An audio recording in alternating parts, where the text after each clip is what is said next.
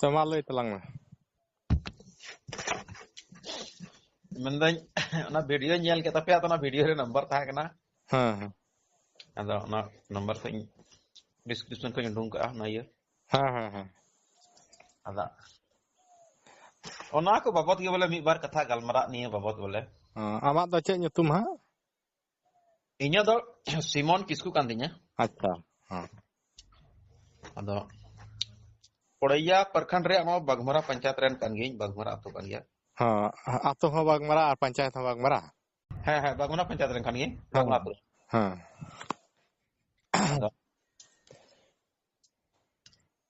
मौज बड़े इनके को बढ़िया इनके को पे संगठन मौज ᱧᱮᱞ ᱞᱟᱥᱮ ᱵᱚᱞᱮ ᱢᱚᱡ ᱢᱚᱡ ᱠᱟᱛᱷᱟ ᱯᱮ ᱨᱚᱲ ᱫᱟ ᱢᱮᱱᱫᱟ ᱵᱚᱞᱮ ᱟᱯᱮ ᱥᱟᱶᱛᱮ ᱵᱚᱞᱮ ᱤᱧ ᱥᱚᱢᱯᱚᱨᱠ ᱵᱮᱱᱟᱜ ᱥᱟᱱᱟᱭᱤᱧᱟ ᱵᱚᱞᱮ जैसे आले से जमन उनका मिद बार को कोड़ा उनका को संगठन दाड़िया को से को संगे दाड़िया बोले और जदी हुई दाड़िया खाय नते आले से जहां पे हजू खाय ᱧᱟᱯᱟᱢ ᱟᱵᱚᱱ ᱜᱟᱞᱢᱟᱨᱟᱜ ᱟᱵᱚᱱ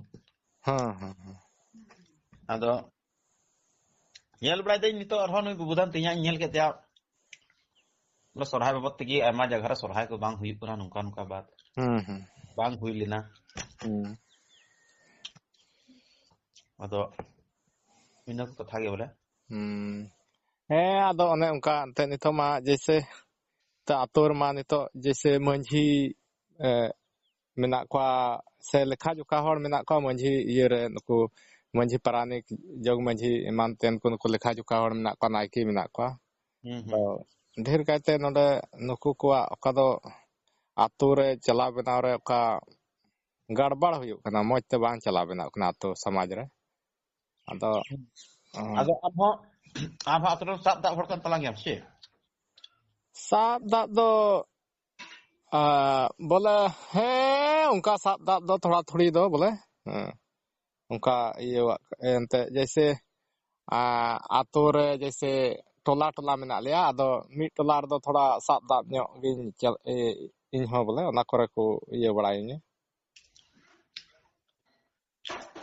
मारे होरा हड़ कान तलांग याम तो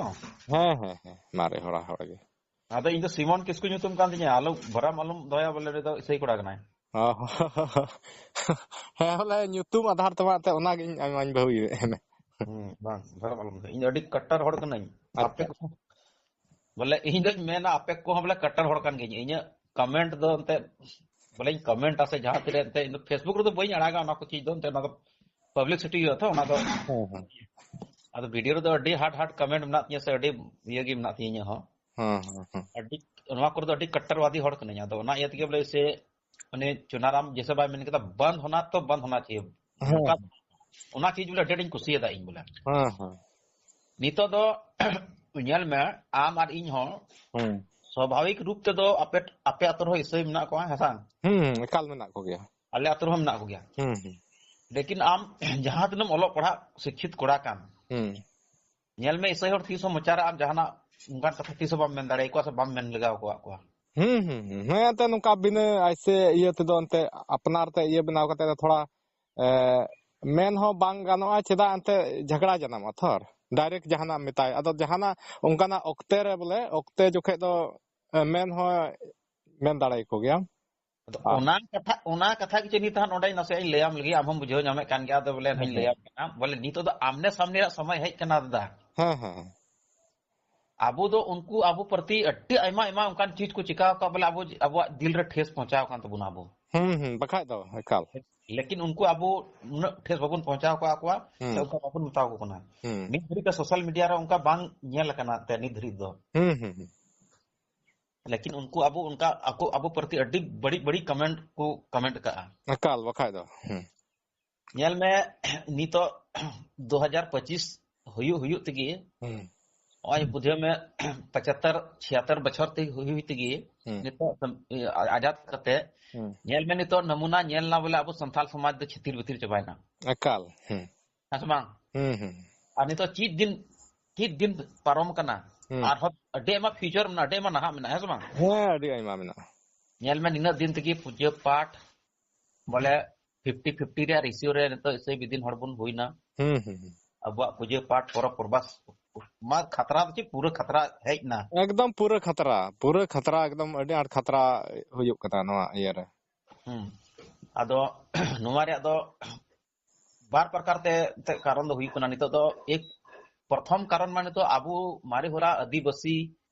रेन जुवन कुड़ी कोड़ा को नोवा परक प्रबास अरी चली के प्रति माने गरज की बांग हर को निधरिते और दूसरी कारण मानते धर्म परिवर्तन है से बांग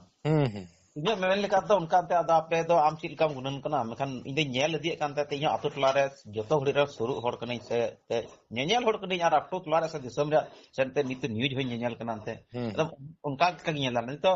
एल में सरहाय करे कटी कोड़ा गिदरे से कुड़ी गिदरे ना को रे गरज बांग गरजो कना को है से बांग और अबुआ धर्म परिवर्तन कोई को परिवर्तन का उनको मा बाको शुरू खाय में से के बाको शुरू अंते उनको तो बाको शुरू और अबुरेन हो बाको शुरू कना तो बाय शुरू खाय उनी सिविल वाय बुझवा उनारे जानकारी बांग थान तया जानकारी बांग थान तका सिविल वाय बुझो खाय ऐसे कि उनी तो आया मन रे उनी दे मेना की अदे चिका इना को जगह रे चलाव ते दो चेन चिकाया है सब मान हा उनको को जो मिना को कि मा को चिकाया अदो चिका तो को चिकाय कान गया से चिकाय कान गया लेकिन बात कना उना ओकाटा झमक ओकाटा रस्के ओकाटा लेग हुयुरा लेग था कना उना तो उना रूप ते तो बांग हुयु कना ना को न्यू हंडी न्यू पूर्व कटी कटी कथा ते कोड़ा कोड़ा को झगड़ाना हड़ाम हड़ को झगड़ाना चितान टोला लता टोला तला टोला अलग अलग ना को पूजे बंदना पसा बंदना उनका हुयु कना है समा आले अतु सुर रे उनका न्यू हंडी न्यू पूर्व चिलका डाड़म फड़म ना को चिकाय ना को पैसा कोटी रे चिलका गड़बड़ावना एतो पूजे पटा के जतो पूजे पाट की बंदना और प्रवास बंदना हड़ आजम तो सरहाय कना हड़ आजम तो तुंदा टमाक को रुइदा मेनखान आजम रे बड़ी आजम कना तो अदा इन दो संगठन दो एमा संगठन रे जोड़ा हुआ मिनया आदिवासी सेंगेल अभियान होई कमी कना अच्छा अदा ओने चको मेन बोले जहां तने ऑल पढ़ाव हड़ हो से ऑल पढ़ाव कोड़ा हो कुड़ी हो बोले ओना को मेना कथा बुझो उचुकू और कथा बुझो और ओना को मेना जरबिन चीज रे फेडो दो अडी मुश्किल गया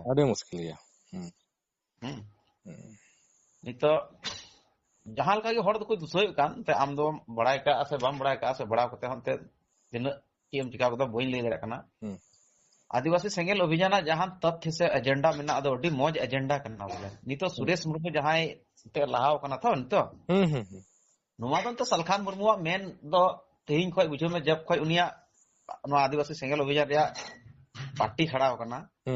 खोय नुवा को चीज दो मुआर मेना नेल में आयमा हड़ को अड़ी सुदा आयमा हड़ को रोडदा हंडी पुरो दो अब समाज रे कान तबुना समाज रे कान तबुना मेनखान अबोन हपड़ा को गोय चलावना पूरा पुष्टि खत्म एन तबुना नेले कान गया बो नोआ रे परिणाम चि हुई कना लेकिन उना चीज हड़ न तो गुणन ते बको गुणन नाम दा बोले चीज कना उनको को बड़े अब अरी चली कना है सबा एटा जत थे सरहाव चुल का बाबुन कमी दा एटा जत थे ते बोले उना यद की था अबु जत दो अबु धर्म रे मना बुना एटा एटा जत दो अबु धर्म रे बनु को जबकि अबु हड़ दो एटा जत धर्म रे मना बुना अबु जत अबु धर्म रे उनका चीज की बनु ताकि हड़ बोले को बोले वो सरहाव बुन गंदा बुन बनाओ का है सबा गंदा का बुन बोले कथा दो कना इन दोन मेन किया सिमोन जी बोले जैसे जहांटा आबा अरी चली कना से जहाना कान गे जैसे अबो जहां खय अडी दिन खय बन नेल लगू कदा ओनागे अरी चली बन मेता कना अदो नेल लगू का हिसाब ते बोले जहाना ओकाना बड़ी आ जिनिस मेना खाय दो ओना दो पचो गडी का होयो ओना कथा कान गितो जी नितो मान लिया इन दो उनको हर बड़ी हर बई मता को नितो ग्रेजुएशन बजा बला पीजी बला बीएड वाला एक से एक शिक्षित कोड़ा उन्हीं तो केम समझावे जी उन्हीं मा पूरा दुनिया रे हड़े समझावे उनको हर अबुआ समाज खय अकवा इच्छा ते चलाव त कोई सही कोना उन शिक्षित हर बोले अब धर्म छोड़ के को चला ना एटा धर्म रे तो उन्हीं दो के लेका ते बड़ी मेन गोट गामी सब त बोले नि बड़ी हर कना बोले नि दो नवा धर्म में बगी नि बड़ी हर कना ओना कथा गई मी बार कथा बोले आम से कोई बड़ा सना नि ताकि बोले इनो पूरा क्लियर तरो पसे इ अपने आप रो पसे इहो से भ्रम ना थई kata do kana jese lahare amem men keda thor aba samaj re aboren hor bako suruk kana chikak kana ko noa ko thor amem men keda jese aboren hor ge jese unku mante okoy ko bhatkaw chukau kana noa ko aba samaj ko ocho kana unku do cheda surua ar saw sawte aboren hor ho aba samaj talare bako suruk kana ado noa lagi do nito nyel kum bole nito jese manjhi likha mone hor ᱛᱤᱱᱟᱹᱜ ᱦᱩᱫᱟᱹ ᱦᱩᱫᱟᱹ ᱨᱮ ᱦᱚᱲ ᱢᱮᱱᱟᱜ ᱠᱚ ᱯᱟᱨᱟᱱᱤᱠ ᱢᱟᱹᱡᱷᱤ ᱜᱚᱰᱮᱛ ᱱᱟᱭᱠᱮ ᱱᱩᱠᱩ ᱠᱚ ᱦᱚᱲ ᱱᱩᱠᱩ ᱠᱚ ᱨᱮᱦᱚᱸ ᱤᱧ ᱧᱮᱞᱮᱫ ᱠᱚᱣᱟ ᱫᱷᱟᱨᱟᱛᱟᱞ ᱨᱮ ᱡᱮᱭᱥᱮ ᱚᱠᱚᱭ ᱱᱟᱦᱟᱜ ᱠᱚ ᱦᱩᱭᱩᱜ ᱠᱟᱱᱟ ᱯᱟᱴᱟ ᱢᱟᱹᱡᱷᱤ ᱚᱠᱚᱭ ᱫᱚ ᱡᱳᱜ ᱜᱮᱠᱚ ᱧᱟᱢ ᱫᱟ ᱯᱩᱡᱟᱹ ᱢᱟᱹᱡᱷᱤ ᱟ ᱢᱤᱫᱴᱮᱡ ᱫᱚ ᱦᱩᱭᱱᱟ ᱯᱟᱴᱟ ᱢᱟᱹᱡᱷᱤ ᱢᱤᱫᱴᱮᱡ ᱫᱚ ᱦᱩᱭᱱᱟ ᱯᱩᱡᱟᱹ ᱢᱟᱹᱡᱷᱤ ᱦᱮᱸ ᱯᱩᱡᱟᱹ ᱢᱟᱹᱡᱷᱤ ᱟᱫᱚ ᱱᱩᱠᱩ ᱱᱟᱦᱟᱜ ᱯᱟᱴᱟ ᱢᱟᱹᱡᱷᱤ ᱛᱤᱱᱟᱹᱜ ᱢᱮᱱᱟᱜ ᱠᱚᱣᱟ ᱱᱩᱠᱩ ᱫᱚ ᱦᱟᱸᱜ ᱯᱟᱴᱟ ᱢᱟᱹᱡᱷᱤ ᱛᱟᱦᱮᱸ ᱨᱮᱫᱚ ᱡᱚᱛᱚ ᱦᱚᱲ ᱠᱚ ᱡᱮᱭᱥᱮ ᱦᱩᱥᱭᱟᱹᱨ ᱦᱚᱲ ᱠᱚᱦᱚᱸ ᱠᱚ ᱜᱟᱪᱷᱟᱜ ᱜᱮᱭᱟ ᱢᱮᱱᱠᱷᱟᱱ ᱚᱠᱚᱭ ᱱᱟᱦᱟᱜ ᱯᱩᱡᱟᱹ ᱯᱟᱴ ᱥᱮ ᱱᱚᱣᱟ ᱠᱚ ᱥᱚᱢᱟᱡᱽ ᱪᱟᱞᱟᱣ ᱵᱮᱱᱟᱣ ᱞᱟᱹᱜᱤᱫ ᱠᱷᱟᱹᱞᱤ ᱢᱟᱹᱡᱷᱤ ᱵᱮᱱᱟᱣ ᱠᱟᱱᱟ ᱚᱠᱟ ᱫᱚ ᱯᱟᱴᱟ ᱢᱟᱹᱡᱷᱤ ᱵᱟᱭ ᱦᱩᱭᱩᱜ ᱠᱟᱱᱟ ᱚᱱᱟᱨᱮ ᱯᱷᱟᱭᱫᱟ ᱡᱩᱫᱤ ᱵᱟᱭ ᱧᱟᱢ ᱫᱟ ᱪᱮᱛᱟᱱ ᱠᱷᱚᱡ ᱥᱮ ᱱᱤᱛᱚᱜ ᱡᱮᱭᱥᱮ ᱢᱟᱱᱫᱮ ᱦᱚᱸᱠᱚ ᱧᱟᱢ ᱫᱟ ᱯᱟᱴᱟ ᱢᱟᱹᱡᱷᱤ ᱥᱮ ᱵᱟᱝ ᱟᱨ ᱥᱟᱶ ᱥᱟᱶᱛᱮ ᱢᱟᱹᱱ ᱠᱚ ᱡᱟᱦᱟᱸ ᱠᱚᱨᱮ ᱢᱮᱱᱟᱜᱼᱟ ᱢᱟᱹᱡᱷᱤ ᱦᱮᱸ ᱦᱮᱸ ᱚᱱᱟ ᱠᱚ ᱢᱮᱱᱟᱜᱼᱟ ᱟᱫᱚ ᱚᱠᱟᱨᱮ ᱱᱟᱦᱟᱜ ᱵᱟᱹᱱᱩᱜᱼᱟ ᱥᱮ ᱩᱱᱠᱩ ᱚᱠᱚᱭ ᱱᱚᱝᱠᱟᱜ ᱠᱟᱱᱟ ᱱᱤᱛᱚᱜ ᱥᱚᱢᱟᱡᱽ ᱨᱮ जैसे अकोय को नहा अकोय को उनको जैसे अब समाज को भटकाव कना एटा सेजो कना को जैसे अडी उतर मंझी को ना नुकान को मेना को ताबना आदो ᱦᱮᱸ ᱟᱫᱚ ᱩᱱᱠᱩ ᱱᱟᱦᱟᱜ ᱩᱱᱠᱩ ᱫᱚ ᱥᱚᱢᱟᱡᱽ ᱞᱟᱹᱜᱤᱫ ᱫᱚ ᱵᱟᱠᱚ ᱠᱟᱹᱢᱤᱭᱟ ᱩᱱᱠᱩ ᱫᱚ ᱠᱷᱟᱹᱞᱤ ᱚᱱᱟ ᱠᱷᱟᱹᱞᱤ ᱢᱮᱱᱟ ᱤᱧ ᱫᱚ ᱯᱟᱴᱟ ᱢᱟᱹᱡᱷᱤ ᱠᱟᱱᱟ ᱟᱨ ᱚᱠᱟ ᱴᱷᱮᱡ ᱫᱚᱥᱠᱚᱛ ᱞᱟᱜᱟᱣᱟ ᱪᱮᱫ ᱞᱟᱜᱟᱣᱟ ᱱᱮᱜ ᱱᱤᱭᱟᱹ ᱠᱚ ᱞᱟᱹᱜᱤᱫ ᱜᱮᱠᱚ ᱩᱱᱠᱩ ᱫᱚᱠᱚ ᱠᱟᱹᱢᱤᱭᱟ ᱟᱨ ᱱᱤᱛᱚᱜ ᱥᱚᱢᱟᱡᱽ ᱨᱮ ᱫᱷᱟᱨᱟᱛᱚᱞ ᱨᱮ ᱪᱮᱫ ᱠᱚ ᱠᱟᱹᱢᱤ ᱩᱱᱠᱩᱣᱟᱜ ᱢᱮᱱᱟᱜᱼᱟ ᱩᱱᱠᱩ ᱫᱚ ᱱᱚᱣᱟ ᱠᱚᱫᱚ ᱵᱟᱠᱚ ᱠᱟᱹᱢᱤᱭᱮᱫᱟ ᱟᱫᱚ ᱱᱤᱛᱚᱜ ᱱᱟᱦᱟᱜ ᱚᱱᱟ ᱠᱚ ᱡᱮᱭᱥᱮ ᱚᱠᱚᱭ ᱠᱚ ᱵᱟᱠᱚ ᱤᱭᱟᱹᱣ ᱠᱟᱱᱟ ᱵᱟᱠᱚ ᱮᱱᱛᱮ ᱠᱚ ᱤᱥᱟᱹᱭ ᱠᱟᱱ ᱛᱟᱵᱚᱱᱟ ᱩᱱᱠᱩ ᱠᱚᱢᱟ ᱴᱷᱤᱠ ᱜᱮ ᱱᱟᱦᱟᱜ ᱩᱱᱠᱩ ᱢᱟᱠᱚ ᱪᱟᱞᱟᱣ ᱵᱟᱱᱟᱣᱫᱟ ᱟᱨ ᱥᱟᱶ ᱥᱟᱶᱛᱮ ᱟᱫᱷᱟᱱ ᱟᱛᱳ ᱨᱮ ᱱᱚᱝᱠᱟ ᱢᱮᱱᱟᱜᱼᱟ ᱵᱚᱞᱮ ᱚᱠᱟ ᱫᱚ ᱢᱟᱹᱡᱷᱤ ᱢᱟᱹᱱ ᱵᱟᱹᱱᱩᱜᱼᱟ ᱟᱨ ᱥᱟᱶ ᱥᱟᱶᱛᱮ ᱦᱟᱱᱟ ᱦᱚᱸ ᱵᱟᱠᱚ ᱧᱟᱢ ᱫᱟ ᱢᱟᱱᱫᱮ ᱦᱚᱸ ᱟᱫᱚ ᱚᱱᱠᱟᱱ ᱠᱚ ᱢᱟᱹᱡᱷᱤ ᱱᱟᱦᱟᱜ ᱧᱮᱞ ᱠᱚᱢ ᱩᱱᱠᱩ ᱫᱚ ᱱᱟᱦᱟᱜ ᱮᱠᱮᱱ ᱵᱚᱠᱟ ᱦᱚᱲ ᱠᱚ ᱛᱟᱦᱮᱱᱟ ᱦᱩᱥᱭᱟᱹᱨ ᱦᱚᱲ ᱫᱚ ᱚᱱᱟᱨᱮ ᱵᱟᱠᱚ ᱛᱟᱦᱮᱱᱟ ᱚᱠᱚᱭ ᱧᱩᱭᱟ ᱵᱩᱞᱩᱜᱼᱟ ᱚᱱᱠᱟᱱ ᱠᱚᱜᱮ ᱠᱚ ᱛᱟᱦᱮᱱᱟ ᱟᱨ ᱚᱠᱚᱭ ᱱᱟᱦᱟᱜ ᱦᱩᱥᱭᱟᱹᱨ ᱠᱚ ᱩᱱᱠᱩ ᱫᱚ ᱚᱱᱟ ᱤᱭᱟᱹ ᱨᱮᱫᱚ ᱵᱟᱠᱚ ᱛᱟᱦᱮᱱᱟ ᱱᱚᱝᱠᱟ ᱧᱮᱞᱚᱜᱚᱜ ᱠᱟᱱᱟ ᱟᱫᱚ ᱟᱹᱠᱷᱤᱨ ᱦᱩᱥᱭᱟᱹᱨ ᱠᱚ ᱟᱛᱳ ᱥᱚᱢᱟᱡᱽ ᱪᱟᱞᱟᱣ ᱵᱮᱱᱟᱣ ᱞᱟᱹᱜᱤᱫ ᱪᱮᱫᱟᱜ ᱵᱟᱠᱚ ᱛᱟᱦᱮᱱ ᱠᱟᱱᱟ ᱥᱟᱣᱟᱞ ᱫᱚ ᱱᱚᱰᱮ ᱦᱟᱸᱜ ᱦᱤᱡᱩᱜ ᱠᱟᱱᱟ ᱟᱨ ᱡᱟᱦᱟᱸᱭ ᱢᱟᱹᱡᱷᱤ ᱪᱟᱞᱟᱣᱟ ᱟᱛᱳ ᱨᱮᱱ ᱢᱟᱹᱞᱤᱠᱮ ᱦᱩᱭᱩᱜᱼᱟ ᱩᱱᱤ ᱡᱩᱫᱤ ᱵᱚᱠᱟᱭ ᱛᱟᱦᱮᱱ ᱠᱷᱟᱡ ᱫᱚ ᱥᱚᱢᱟᱡᱽ ᱪᱤᱠᱟ ᱞᱟᱦᱟᱜᱼᱟ ᱩᱱᱤ ᱢᱟ ᱵᱟᱝ ᱞᱟᱦᱟᱜᱼᱟ ᱚᱱᱟ ᱞᱟᱹᱜᱤᱫ ᱫᱚ ᱚᱱᱠᱟᱱ ᱮᱱᱛᱮ ᱦᱩᱥᱭᱟᱹᱨ ᱧᱚᱜ ᱢᱟᱹᱡᱷᱤ ᱜᱮ ᱞᱟᱜᱟᱜᱼᱟ ᱡᱮᱢᱚᱱ ᱢᱚᱡᱽ ᱛᱮ ᱪᱟᱞᱟᱣ ᱵᱮᱱᱟᱣ ᱟᱫᱚ ᱱᱤᱛᱚᱜ ᱥᱚᱢᱟᱡᱽ ᱨᱮ ᱚᱱᱠᱟ ᱦᱩᱭᱩᱜ ᱠᱟᱱᱟ ᱱᱤᱛᱚᱜ ᱚᱠᱚᱭ ᱠᱟᱱᱟᱭ ᱤᱭᱟᱹ ᱚᱠᱚᱭ ᱠᱚᱠᱚ ᱧᱩᱭᱟ ᱵᱩᱞᱩᱜ ᱟᱠᱚ ᱚᱱᱠᱟᱱ ᱠᱚᱜᱮ ᱪᱟᱞᱟᱣ ᱵᱮᱱᱟᱣ ᱨᱮᱦᱚᱸ ᱠᱚ ᱛᱟᱦᱮᱱᱟ ᱟᱨ ᱦᱩᱥᱭᱟᱹᱨ ᱠᱚᱫᱚ ᱵᱟᱠᱚ ᱛᱟᱦᱮᱱᱟ ᱟᱫᱚ ᱪᱮᱫᱟᱜ ᱵᱟᱠᱚ ᱛᱟᱦᱮᱱ ᱠᱟᱱᱟ ᱱᱚᱣᱟ ᱢᱤᱫᱴᱮᱡ ᱥᱟᱣᱟᱞ ᱠᱟᱱᱟ ᱟᱸᱡᱚᱢ ᱠᱟᱜ ᱜᱮ ᱡᱟᱹᱱᱤᱡ ᱦᱮᱸ ᱫᱟᱸᱰᱚᱢ ᱵᱟᱨᱚᱱ ᱰᱟᱹᱱ ᱯᱟᱱᱛᱤ ᱨᱩᱢᱩᱜ ᱵᱩᱞᱩᱜ ᱟᱛᱳ ᱢᱚᱬᱮ ᱟᱛᱳ ᱢᱟᱹᱡᱷᱤ ᱵᱚᱱ ᱵᱚᱫᱚᱞ ᱠᱚᱣᱟ ᱟᱛᱳ ᱵᱚᱱ ᱵᱚᱫᱚᱞᱟ ᱟᱸᱡᱚᱢ ᱠᱟᱜ ᱜᱮᱭᱟᱢ ᱛᱚ ᱦᱮᱸ ᱱᱚᱣᱟ ᱦᱚᱧ ᱟᱸᱡᱚᱢ ᱠᱟᱜ ᱜᱮᱭᱟ ᱱᱚᱣᱟ ᱫᱚ ᱚᱱᱟ ᱛᱷᱤᱭᱳᱨᱤ ᱠᱟᱱᱟ ᱟᱫᱚ ᱴᱷᱤᱠ ᱜᱮᱢ ᱞᱟᱹᱭ ᱠᱮᱫᱟ ᱱᱚᱰᱮ ᱫᱚ ᱚᱠᱟ ᱱᱟᱦᱟᱜ ᱤᱧ ᱞᱟᱹᱭ ᱠᱮᱫ ᱛᱟᱞᱟᱝ ᱚᱱᱟ ᱯᱚᱭᱮᱱᱴ ᱡᱮ ᱱᱟᱥᱮ ᱱᱟᱥᱮ ᱴᱟᱪ ᱞᱮᱫ ᱜᱮᱭᱟ ᱟᱫᱚ ᱵᱚᱞᱮ ᱡᱮᱥᱮ ᱮᱠ ᱥᱮ ᱮᱠ ᱯᱟᱲᱦᱟᱣ ᱞᱮᱠᱷᱟ ᱚᱠᱟ ᱫᱚᱧ ᱞᱟᱹᱭ ᱠᱮᱫ ᱵᱚᱞᱮ ᱢᱟᱱᱮ ᱥᱤᱠᱷᱤᱛ ᱦᱚᱲ ᱵᱟᱹᱲᱦᱤᱭᱟᱹ ᱦᱚᱲ ᱱᱚᱠᱨᱤ ᱪᱟᱠᱨᱤ ᱦᱚᱲ ᱟᱢ ᱫᱚ ᱤᱱᱟᱹ ᱵᱩᱡᱷᱟᱹᱣ ᱠᱟᱜ ᱢᱮ ᱵᱟᱝ ᱩᱱᱠᱩ ᱫᱚ ᱵᱩᱡᱷᱟᱹᱣ ᱢᱮ ᱦᱟᱡᱟᱨᱚ ᱢᱚᱡᱽ ᱦᱚᱲ ᱴᱷᱮᱡ ᱫᱩᱲᱩᱵ ᱯᱟᱱᱛᱮ ᱦᱚᱲ ᱠᱚ ᱦᱩᱭᱱᱟ ᱩᱱᱠᱩ ᱫᱚ ᱦᱮᱸ ᱵᱟᱝ ᱩᱱᱠᱩ ᱵᱚᱞᱮ ᱟᱵᱚᱣᱟᱜ ᱫᱷᱟᱨᱟᱢ ᱪᱷᱳᱲ ᱠᱟᱛᱮ ᱮᱴᱟᱜ ᱫᱷᱟᱨᱟᱢ ᱨᱮᱠᱚ ᱪᱟᱞᱟᱜ ᱠᱟᱱᱟ ᱚᱱᱟ ᱠᱟᱛᱷᱟ ᱫᱚ ᱚᱱᱟ ᱛᱟᱦᱮᱸ ᱠᱟᱱᱟ ᱛᱚ ᱱᱚᱣᱟ ᱨᱮᱫᱚ ᱢᱤᱫᱴᱮᱡ ᱱᱤᱭᱟᱹ ᱪᱤᱡ ᱱᱚᱝᱠᱟ ᱧᱮᱞᱚᱜ ᱠᱟᱱᱟ ᱥᱮ ᱱᱚᱝᱠᱟ ᱤᱧ ᱫᱚᱧ ᱧᱮᱞ ᱮᱫᱟ ᱥᱮ ᱤᱧ ᱥᱟᱶ ᱛᱮᱦᱚᱸ ᱱᱚᱝᱠᱟ ᱦᱩᱭᱩᱜ ᱠᱟᱱᱟ ᱡᱮᱥᱮ ᱱᱤᱛᱚᱜ ᱚᱠᱟ ᱞᱟᱝ ᱜᱟᱞᱢᱟᱨᱟᱣ ᱠᱮᱫ ᱥᱟᱵ ᱫᱟᱵ ᱦᱚᱲ ᱡᱮ ᱢᱮᱱᱟᱜ ᱠᱚᱣᱟ ᱱᱩᱠᱩ ᱫᱚ ᱵᱩᱡᱷᱟᱹᱣ ᱠᱟᱜ ᱢᱮ ᱵᱚᱞᱮ ᱡᱟᱦᱟᱸᱭ ᱫᱚ ᱥᱤᱠᱪᱷᱤᱛ ᱪᱮᱫ ᱵᱚᱞᱮ ᱚᱱᱟ ᱠᱚ ᱢᱮᱱᱟ ᱵᱚᱞᱮ ᱡᱟᱦᱟᱸ ᱫᱚ ᱫᱤᱥᱚᱢ ᱫᱩᱱᱤᱭᱟᱹ ᱥᱟᱶᱛᱮ ᱠᱳᱭ ᱢᱚᱛᱞᱚᱵ ᱜᱮ ᱵᱟᱹᱱᱩᱜ ᱛᱟᱭ ᱦᱮᱸ ᱥᱮ ᱵᱟᱝ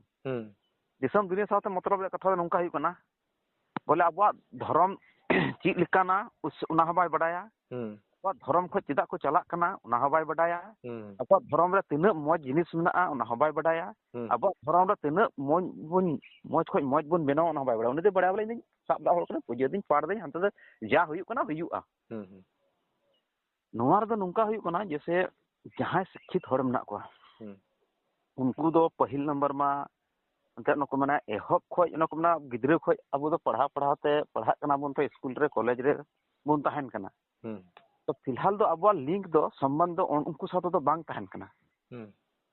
ᱦᱮᱸ ᱥᱮ ᱵᱟᱝ ᱛᱟᱦᱮᱱ ᱠᱟᱱᱟ ᱵᱟᱝ ᱛᱟᱦᱮᱱ ᱠᱟᱱᱟ ᱟᱵᱚᱨᱮᱱ ᱵᱟᱵᱟ ᱛᱟᱠᱚ ᱠᱚ ᱛᱟᱦᱮᱱ ᱠᱟᱱᱟ ᱫᱟᱫᱟ ᱛᱟᱠᱚ ᱠᱚ ᱛᱟᱦᱮᱱ ᱠᱟᱱᱟ ᱩᱱᱠᱩ ᱞᱟᱦᱟ ᱦᱚᱲ ᱠᱚ ᱛᱟᱦᱮᱱ ᱠᱟᱱᱟ ᱟᱢ ᱫᱚ ᱛᱟᱭᱚᱢ ᱨᱮ ᱦᱚᱲ ᱠᱟᱱ ᱠᱷᱟᱡ ᱫᱚ ᱟᱢ ᱫᱚ ᱚᱞ ᱯᱟᱲᱦᱟᱣ ᱦᱚᱲ ᱫᱚ ᱟᱢ ᱫᱚ ᱚᱸᱰᱮ ᱫᱚ ᱮᱱᱛᱮᱫ ᱩᱱᱠᱩ ᱥᱟᱶᱛᱮ ᱫᱚ ᱟᱜᱟ ᱯᱩᱡᱟᱹ ᱨᱮ ᱪᱷᱩᱴ ᱪᱷᱟᱹᱴᱭᱟᱹᱨ ᱨᱮ ᱡᱚᱛᱚ ᱦᱚᱲ ᱫᱚ ᱵᱟᱢ ᱥᱩᱨᱩᱜᱼᱟ जैसे जैसे जनाम हराआ एजो आम बयसो आम 30-35-40 पारोमा तब नवा को चीज हम गुणनोआ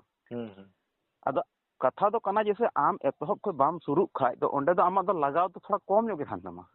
लगाव मा बान ताहन तमा ठीक और पहली बात नुकु तिना मेना को साब दा आतुरन हर नुकुआ मने रे दो निया चीज दो एकदम मले नुकु मेना बैठो चुकाव कना जे ओलोग पड़ा हर दो नुवा को चीज तो बांग जरूर को बाकु शुरुआ ठीक तो जैसे नितो अलांग ते ऑल पढ़ा मकोइन कते जदी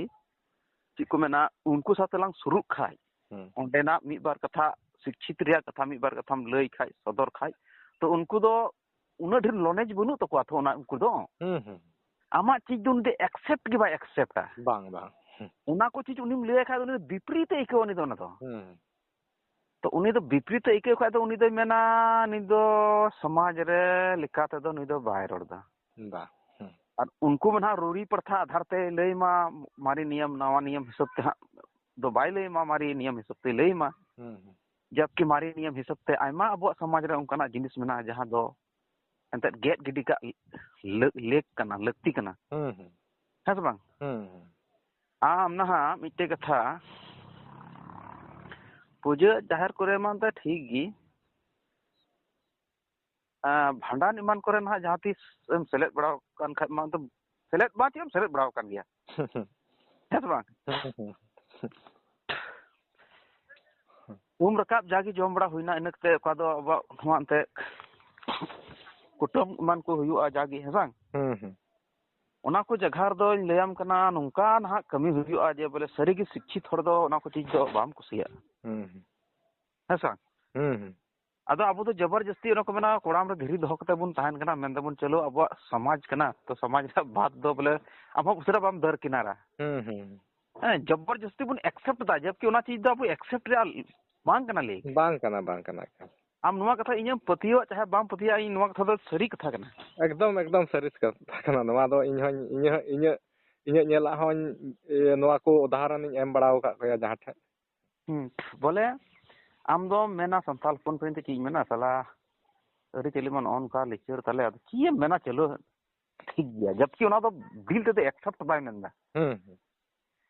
उसके बाद ईमान जगह हो और उनका चीज में पूजा पसारे उनका चीज में बोले उनका कमी में ताकि बोले बढ़िया बढ़िया शिक्षित हर दो को चीज दो बाकू एक्सेप्टा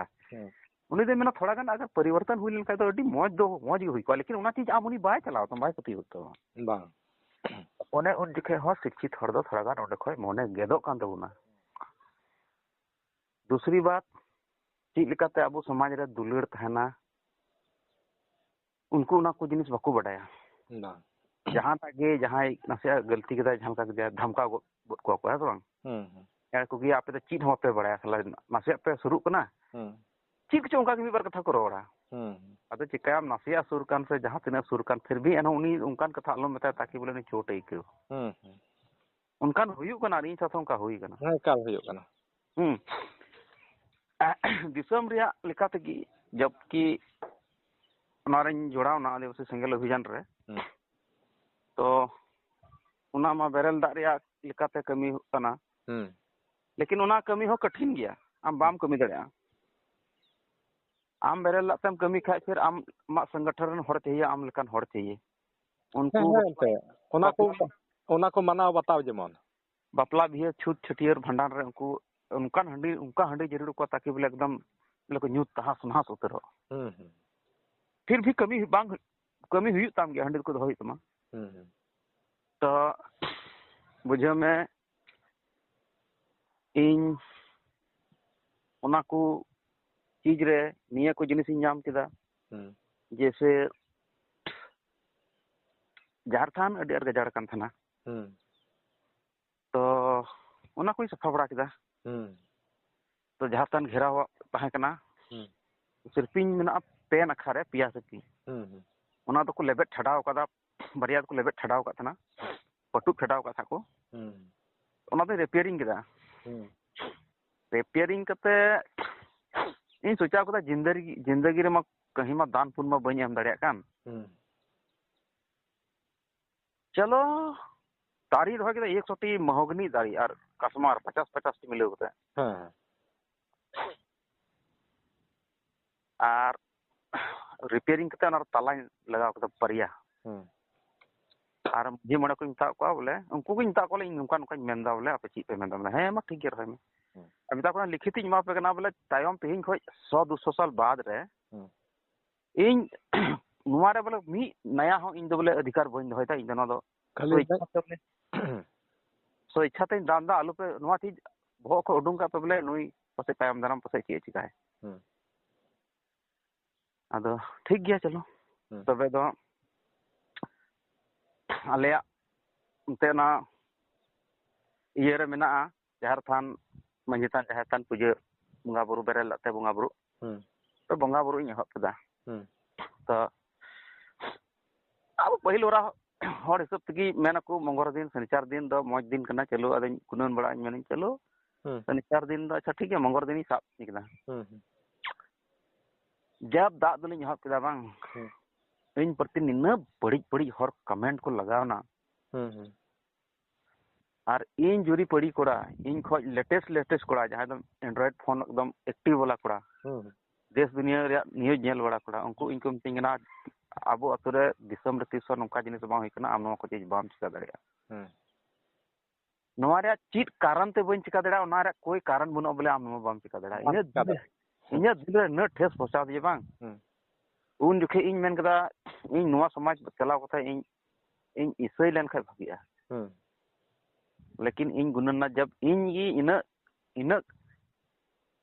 कथा तुलन मा हर इंगी जब इसई लेन खा मा फिर आरो इन खोय लतार रन ची कुछ कया उनको मा जब मन तब को जहां लका दड़िया अना को मेना न मा रा के तिने से रा तिने ओना दो इंगी निंग बराय कना मंजे थान जुत कते 25-30 साल हुईना इन दो कट्टी नगिन था कना बांदो सिरपिन बांदो खिलकी बांदो झलना जरना चिन हो बा 5-6 मान इन मा केदा और टटिल कहीं बनाव केदा और ये केदा बोले ची को मना बंद बड़ा कदई और सप्ताह रे प्रत्येक सप्ताह बोले जो कते दुल सफा टुवा कान थाना इन दो नियन बड़ाया धर्म दो इन चाहे हुयु कान तिन बा चाहे बा हुयु कान तिन उना साथे इन कोई मतलब बंग था कान तिन ये मतलब दो निय था कान तिन चलो साफ सुथरा तो था है ना और हको नेला बांग बोले एटा जे को मेना बांग नुको हो पूजे पसा बड़ा कान गया इसे हर हफ्ता कम से कम अबो हो जागी इन सोच निकाते उनका दारी को दो 2 साल गान हुई ना 8-10 फीट कते तो हुई ना तो नोआ को चीज बोले इन साथे नुका घटना घटित कना और से नितो आले अतुरे निय 2025 रे 8 टी गान को हर को गजना गुरु ओझा पंजा तले पंजा लगा चबायना बोंगा पंजा तले पंजा लगा चबायना 28 तारीख आना को चला लगी इन चला हुई तिंग ओने को मना बन चिका हुई तिंग ताकि समाज रतान हुई तिंग तो बोंगा वाले नाम दाड़ी कोना हर चिका तले गजो कोना चिका को गजो कोना बोले नाम दाड़िया कोना अब इन नोआ कथा इन अकोय लय यार इन कथा अकोय बुझवा अबु समाज रे निन्न कोड़ा गिदरे और निन्न और हंडी को नुईदा और हंडी जुते नोंका ले गोज रंडी चबायना और नोंका कुड़ी को जीवन कुड़ी को बहु कुड़ी को रंडी एन तलेया गिदरे को टोर एन तलेया हंडी जुते नोआ कथा इने कथा कोई अंजम बला कोई ये तिया कोई चलाव तिया बोले बांग सरीगे नुई हर ठीक रदा हंडी पुरो दो कम बनिया से बाबुनिया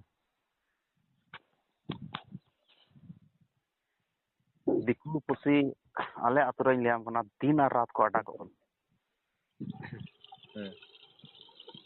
अदो नोना को कथा गे पे वीडियो रे नेल लेते इन थोड़ा गान मन जो निकदा से नुका निकदा बोले बांग दिसम रे हो नुकान हर मेना को गया अदो इन मा दिन को इन मेनते इन हो भिडियोᱧ बनावा यूट्यूब चैनल खुलेवा आदो रोड तेगे नित धरिज बई बनाव कदा आदो आरहं गुननुआ वीडियो करे चित कुछ रोड़ा नवा को ना रहो इन सर एक्शन को हताव दो हताव गया नवा को दिया कते कमी हुआ सचे नेल में हर दो मी लिकान हर दो बाको तहन कना दुनिया रे हर एक लिकान हर को तहन कना जहाटा कथा चाहे तो आम जहाटा गेम कमी चाहे नेगेटिव गेम कमी पॉजिटिव कमी जहाटा गेम कमिया मेनखान आम सपोर्ट रे दो जतो हर दो बाको तहना लहा तायम को तहन गया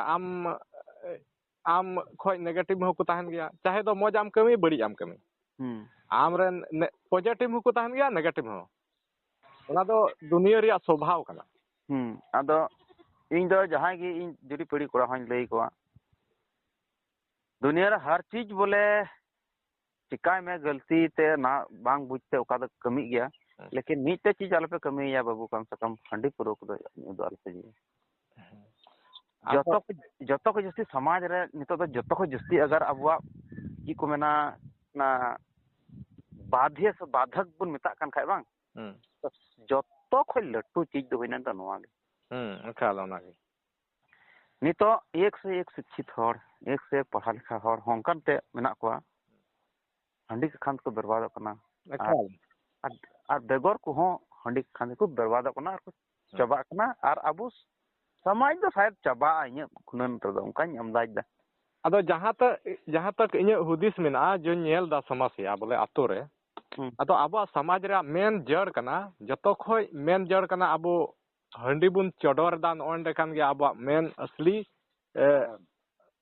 बोले नोआ आतो समाज बर्बाद रे मूल कारण ने एंडे कना अदो ओना यदि कि चीज में एहब नहीं लिया मैं तलांग बोले जतो खोय मेन उद्देश्य तो सुरेश मुर्मू निते उनी दो ते रोड़े कान गया खुद दो बाय रोड़ा बाय मेन तर कदा बोले बाबुन चडोरा ओना दो बाय मेन दा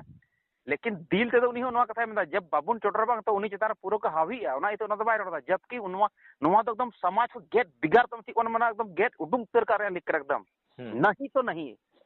बांग सुरेश जी नेल में इन दो बोले हमेशा नोआ दो मेन गया चाहे जहां बोले नोआ दो एकदम जतो खय आबो मेन जड़ कना चाहे तो जहां रेगिम रोड़ चिन चाहे जहां ना गे हुयो जहां की विरोध जहां का गी मेन खान मेन जड़ कना असली चीज कना बोले आबो हंडी चडोर तीन खय नोआ हंडी चडोर एहब कना उन खय आबो समाज दो बड़ी कना आबो एतोहब खय दो बान ताहे कना नोआ हंडी चडोर दो इंग्रेज तीरे नोआ भारत दिसम आबो ठे को हेना आबो को तुल के बना चे नुकु ठे चे खुबी मिना नुकु ठे चिदा बाबुन ये दाड़े कना नुकु नोआ को दोहो का बना नोआ हंडी को चडोरा बना और चडोर कते नोआ आबो समाज को अगु किदा और ओना यते आबो न्यून्यू को नेहब कना पहिल सिदा कनु दो नोआ को खिलाफ रे की लड़ाई दुकी नेहब कदा तो हर बाको बुझेव दा चे नुकिन किन ये थाना नित हबी नोआ एकदम बांग तो बांग है बांग तो बांग एकदम गलत तो गलत गया नोआ तो नितो नेल में नोंका कना नोआ समाज रे ना हंडी चडोर ये तगी नितो हंडी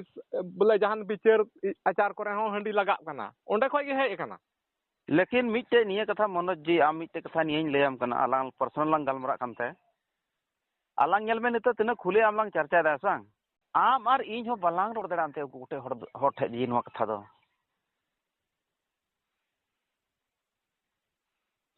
नितो आलांग मंझी नाकी जोग मंझी परानी नुकुलांग मेन दाड़े को बोले अब कालम सरहाय खोय कालम माग खोय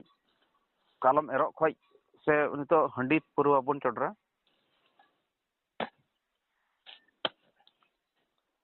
अदो अपनारा विचार थोर लांद हो दाड़े गया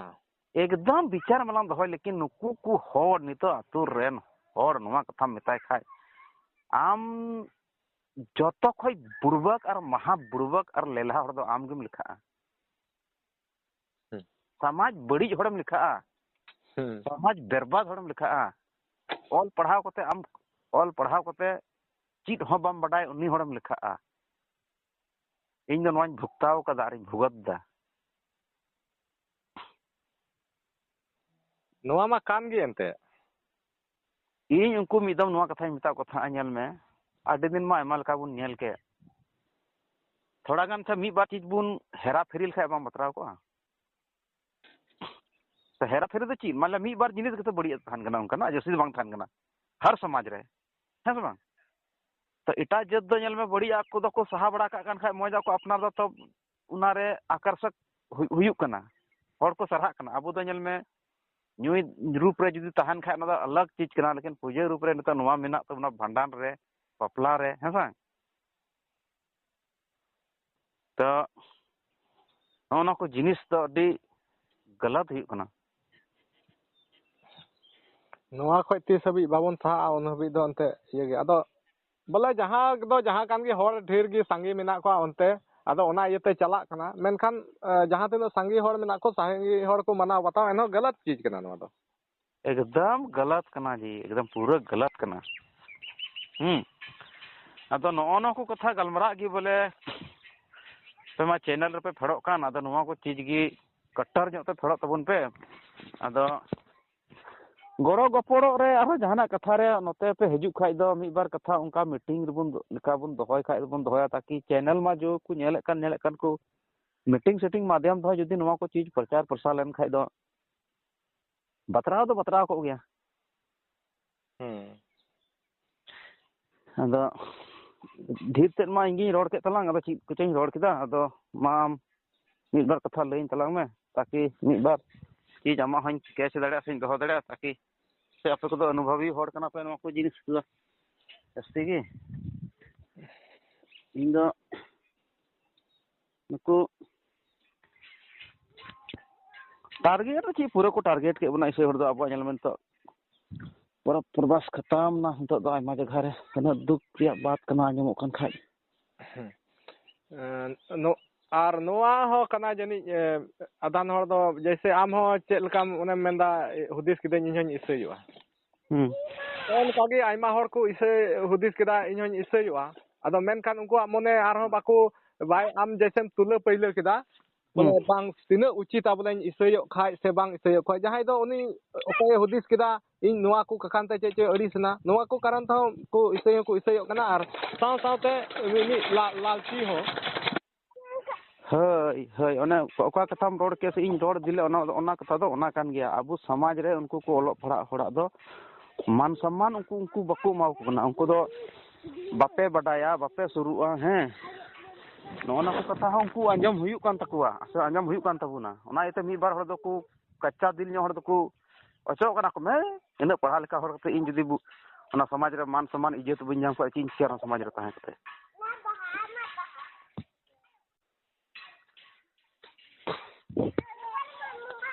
अदो उनिया अनहा इन मेंदा